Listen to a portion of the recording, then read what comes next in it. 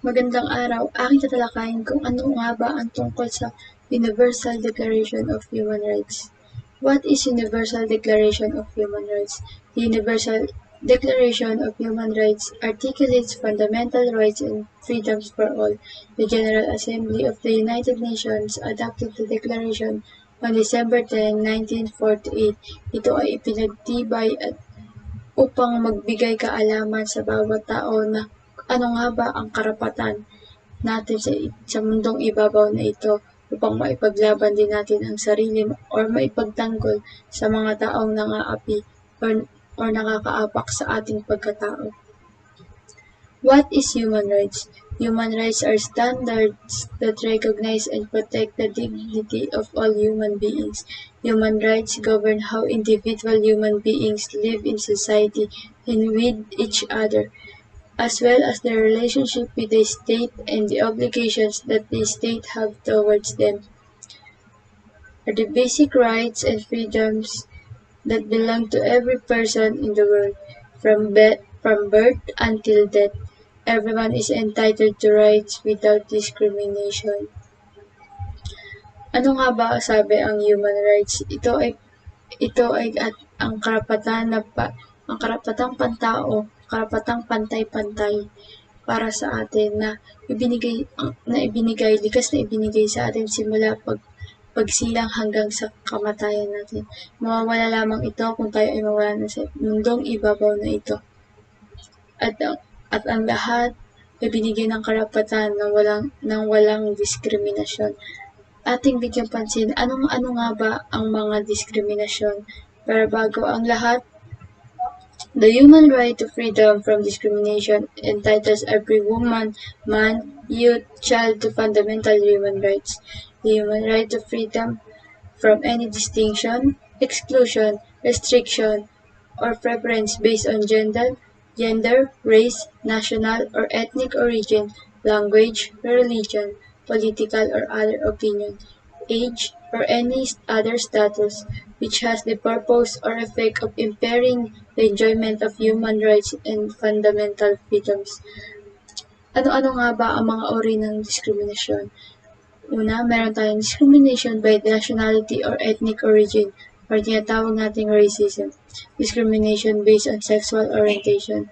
Discrimination due to disability, illness, religious discrimination, status of life discrimination, discrimination in the workplace against women at work or wage, maternity discrimination, discrimination by age. Ano nga ba ang discrimination by nationality or racism? It against any individual on the basis of their skin color or racial or ethnic origin. Halimbawa, sa isang lugar, ang kinakilanlan natin dito ay kayumangging balat. Siyempre, maninibago tayo kung may mga tao or may grupo na pumunta sa atin na may mga puti.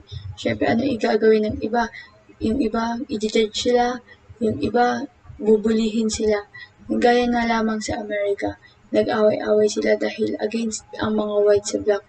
Kaya nanguna ang mga black na sinabi nila na Black Lives Matter kasi karapatan nilang mamuhay at karapatan nila dahil alam nila sa sarili nila na wala naman silang ginagawang masama. Bakit sila pinagtataboyan or i-judge or inaapi ng ganun.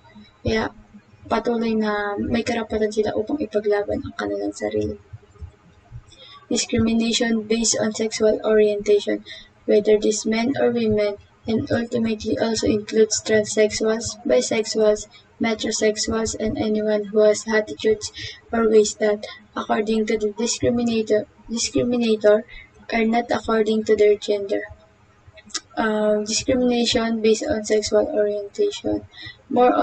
Let's have examples sa workplace natin. Siyempre, di ba, halimbawa ang manager natin, hindi naman lahat, pero halimbawa ang manager natin ay lalaki. Meron siyang assistant or sabihin natin cashier na babae. Kung ikaw ay isang babae at alam mo na may something na ibang ginagawa sa'yo, mali yung ginagawa ng manager mo, try to speak out. Magsabi ka mas nakakataas sa'yo, or sumunod din sa manager, or sa mga like heads of office heads, mga ganun, na even na hindi lang sa babae, miski sa lalaki, sa babae, ganun. Try to speak out doon sa mga problema na iyon. Discrimination due to disability, illness, treated unfair or less than to normal people. Gaya na nga lang sabi ko sa isang workplace, halimbawa may nag-apply na physical physical problem siya. Yun. Syempre hindi magiging normal ang pagtingin sa kanya, hindi magiging normal ang pagtingin sa kanya ng isang kung sino man ang magi-interview sa kanya or sino man tatanggap sa kanya sa trabaho, hindi magiging normal kasi alam nila na mas may kahinaan ka kasi may kulang sa pagkatao mo. Halimbawa, may kulang ka sa pandinig, hindi ka, mas magiging favorable, mas magiging unfair sila sa'yo. Kumbaga sa mga more on normal ang tatanggapin ng normal people, ganun. Kasi nga, may kakulangan sa'yo, kaya hindi ka nila agad-agad matatanggap. Religious discrimination. A person can be rejected and even stigmatized by his religious beliefs and the customs that derive from them. Religious discrimination. Example ko na lang siguro dito yung sa school. Sa school, halimbawa, ang pinasukan mo, transfer ka, halimbawa, pumasok ka sa isang Catholic school pero ikaw ay isang born again Christian. Syempre, syempre hindi mo pa alam kung ano yung nagiging culture nila sa loob ng room, sa loob ng school. Kaya minsan nabubuli tayo dahil sa hindi ka pa nila kilala. Hindi i-judge ka agad nila sa physical appearance mo, sa kung ano man yung language, yung mga ganon, sa mga nakasanayan mong kultura. Dahil sa religion mo, hindi ka nila sasamahan, ganun, kasi alam nila na halimbawa doon, ay bawal yan, hindi yan pwede sa ganito, ganun, lalayuan ka nila, ganun ang mangyayari. Next is status of life discrimination, equality in life. Let's example yung panahon ngayong pandemic. 'Di ba? Mas ina-accept nila kung sino yung mapepera sa hospital, even na malala yung sakit. Kasi yung iba hindi naman tumatanggap kapag yung ibang hospital hindi sila tumatanggap kapag sobrang lala ng sakit, hindi nila kaya. Pero dahil nga may pera ka, kaya mo silang bayaran, patanggapin ka nila, papapasukin kasi dahil ngayon ang mga tao sisilaw na sa kung anong meron kang ibibigay mo sa kanila, lalo na sa pera. Unlike sa mga may hirap or sa mga nasa middle class na pamumuhay, hindi agad-agad nila tatanggapin dahil alam nila, sasabihin sa sarili nila, walang ipambabayad, walang ipapabayad sa hospital bills, ganun. Nahihirapan. Ganun din sa pagkakaroon ng ayuda. Sa ayuda, alam nilang mayaman ka, kung alam naman nilang mayaman ka, hindi ka magkakaroon ng ayuda. Ang kanilang iniisip may kakayahan ka kaya hindi mo na kailangan. So, pero kailangan natin maging equal sa buhay kasi lahat tayo sa panahon ngayon nangangailangan. Next is discrimination in the workplace against women at work and wage. Ito yung code na Equal Pay Act of 1963 made it a federal requirement that pay scales for identical work be the same regardless of whether the employee doing the labor is male or female. Dito papasok yung kakayahanan bilang isang lalaki dahil alam natin na mas mataas ang tingin nila sa lalaki dahil sinasabi nila hindi kaya ng babae ang ginagawa ng lalaki. Ganoon na rin sa pagtatrabaho. Kung alam mong hindi sapat yung sinasahod mo, pumasok ka hindi sa minimum wage. Alam ko naman na alam natin na may provision, pero kung hindi pa rin enough para ma-promote yung sahod mo, pwede kang mag-speak out ka na. Ganun yung nangyayari. Marami tayong ahensya para bigyan paraan ang mga bawat problema na iyan. Maternity discrimination.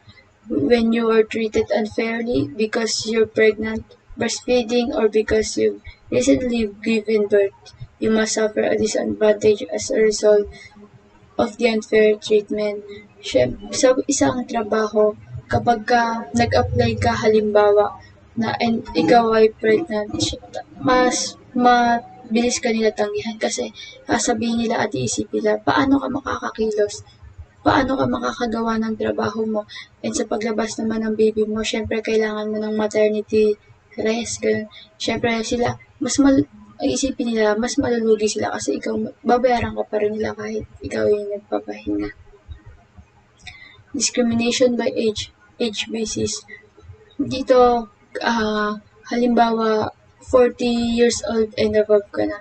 Syempre sa isang trabaho, hindi ka talaga nila hindi ka nila talaga tatanggapin kasi sasabihin nila sa'yo, hindi mo na kaya ng ganito, ganyan, hindi mo na kaya magbuhat. Unlike dun sa mga below 40, ngayon, kakayanin pa nila na mabibigat trabaho. Tumitingin sila sa edad, hindi nila hinahayaang i-welcome yung mga alam nila na wala nang sapat na kakayanan para magtrabaho.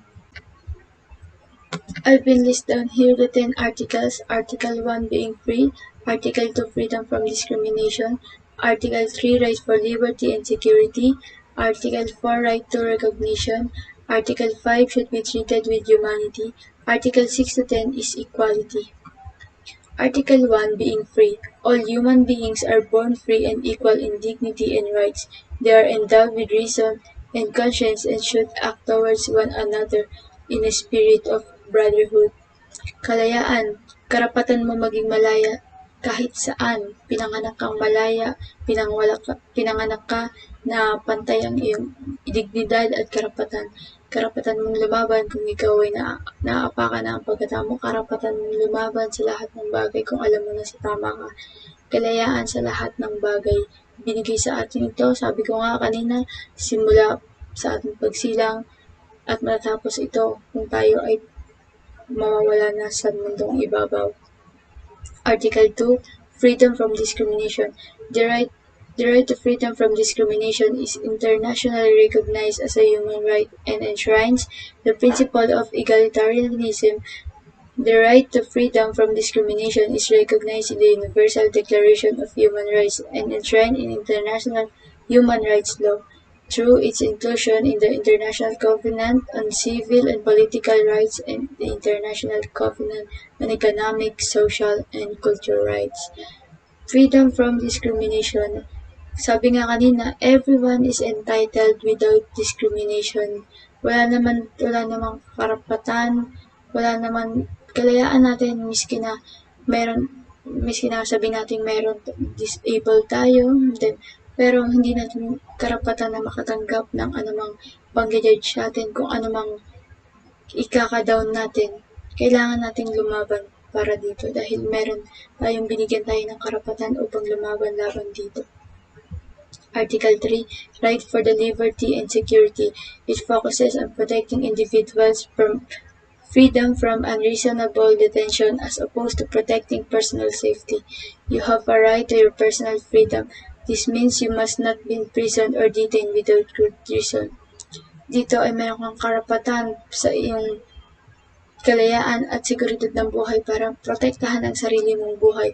Karapatan mo magsalita kung alam mo na sa tama ka. Hindi pa pwedeng na hindi ka pupayag na ikaw ay ikulong or bigyan ng dahilan upang ikaw ay maikulong. Kailangan mong magsabi ng katotohanan, karapatan mong sabihin yung side mo kung alam mo naman lalo't nasa tama ka. Article 4, right to recognition. Everyone has the right to recognition everywhere as a person before the law. Definitions of the right to recognition of persons before the law. Karapatan nga, sabi ko katulad din nung kanina, karapatan mong magsalita bago pa man ikaw husgahan ng isang judge. Karapatan mong sabihin yung personalidad or kung ano man meron kang ginawa sa sarili mo. Kung alam mo naman tama, mas lalong may mas malaki kang laban para sa iyo. Karapatan at kalayaan sa buhay na magsalita, kaya huwag kang matatakot. Article 5 should be treated with humanity. All persons deprived of liberty shall be treated at all times with humanity and with respect for the inherent dignity of human person. Lahat ay karapatan na tignan o bigyan pantay-pantay ng dignidad na pagtingin. Pagkakaroon natin ng kasi kapag nawala sa atin yun, parang hindi na tayo nire-respeto ng tao. Kailangan kahit sino man yan, kailangan tayong, kahit halimbawa, Pangulo man yan, dumalaw sa atin, titingnan pa rin tayo niya na kailangan tratuhin niya tayo na human, as a human, tao pa rin na may karapatan bilang isang tao. Karapatan mo magsabi kung ikaw ay hindi ka tinato bilang isang tao. Kailangan kang respetuhin. Article 6 to 10, Equality. Equality is about ensuring that every individual has an equal opportunity to make the most of their lives and talents. It is also the belief that no one should have poorer life chances because of the way they were born, where they come from, what they believe, or whether they have a disability. Equality. Sabi nga dito, whether na kung saan siya pinanganak, kung paano siya pinanganak, kung saan siya nanggaling, kung ano yung pinaniniwalaan niya, kung may physical problem man siya. Kailangan pantay-pantay na pagtingin, pantay-pantay na pagtrato sa tao. Walang lamangan, mayaman o mahirap, kailangan tumingin tayo ng pantay-pantay. Let's build Article 1 to Article 30. Pero dahil hindi ko na siya nailagay dito, I'm gonna read the Article 11 to Article 30, the summarization of this article. Article 11. Everyone accused of a crime that has the right to be considered innocent until they have fairly been proven to be guilty. Article 12. Nobody has the right to enter our home, open our mail, or intrude on our families without good reason. We always have the right to be protected if someone tries to unfairly damage our reputation. Article 13. We all have the right to move freely within our country and to visit and live in other countries when we wish. Article 14. If we are at risk of harm, we have the right to go to another country to seek protection. Article 15. We all have the right to be a citizen of a country and nobody should prevent us, without good reason, from being a citizen of another country if we wish. Article 16. We should have the right to marry and have a family as soon as we're legally old enough. Our ethnicity, nationality, and religion should not stop us from being able to do this. Men and women have the same rights when they are married and also when they are separated. We should never be forced to marry. The government has a responsibility to protect us and our family. Article 11. Everyone has the right to own property and no one has the right to take this away from us without a fair reason. Article 18. Everyone has the freedom to think or believe what they want, including the right to religious belief. We have the right to change our beliefs or religion at any time, and the right to publicly or privately practice our chosen religion alone or with others. Article 19. Everyone has the right to their own opinions and to be able to express them freely. We should have the right to share our ideas with who we want and in whichever way we choose. Article 20. We should all have the right to form groups and organize peaceful meetings. Nobody should be forced to belong to a group if they don't want to. Article 21. We all have the right to take part in our country's political affairs either by freely choosing politicians to represent us or by belonging to the government ourselves. Government should be voted for the public on a regular basis, and every person's individual vote should be secret. Every individual vote should be worth the same. Article 22. The society we live in should help every person develop to their best ability through access to work, involvement in cultural activity, and the right to social welfare. Every person in society should have the freedom to develop their personality with the support of the resources available in that country. Article 23. We all have the right to employment, to be free to choose to choose our work, and to be paid a fair salary that allows us to live and support our family. Everyone who does the same work should have the right to equal pay without discrimination. We have the we have the right to come together and form trade union groups to defend our interests as workers. Article 24. Everyone has the right to rest and leisure time. There should be limits on working hours, and people should be able to take holidays with pays. Article 25. We all have the right to enough food, clothing, housing, and healthcare for ourselves and our families. We should have access to support if we are out of work, ill, elderly, disabled, widowed, or can't earn a living for reasons outside of our control. An expectant mother and her baby should both receive extra care and support. All children should have the same rights when they are born. Article 26. Everyone has the right to education. Primary schooling should be free. We should all be able to continue our studies as far as we wish.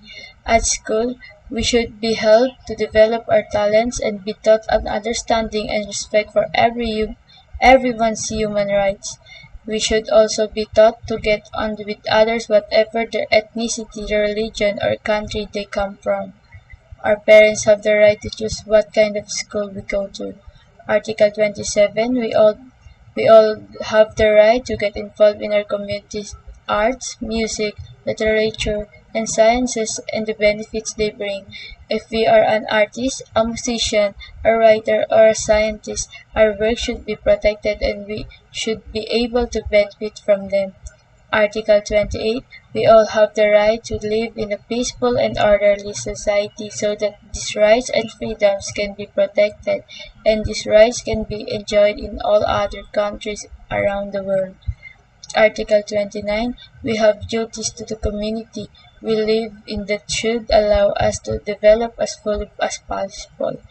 The law should guarantee human rights and should allow everyone to enjoy the same mutual respect. Article 30. The government, group, or individual should act in a way that would destroy the rights and freedoms of the Universal Declaration of Human Rights. So, Article 1 to 30, ang tanging sinasabi dito ay meron tayo at marami tayong karapatan at kalayaan para magsalita para sa personalidad, sa pamilya, sa kagustuhan, sa anumang bagay, meron tayong kalayaang mamili at kalayaang ipaglaban ang kagustuhan natin. Yan lamang po at maraming salamat. Muli magandang araw sa inyong lahat.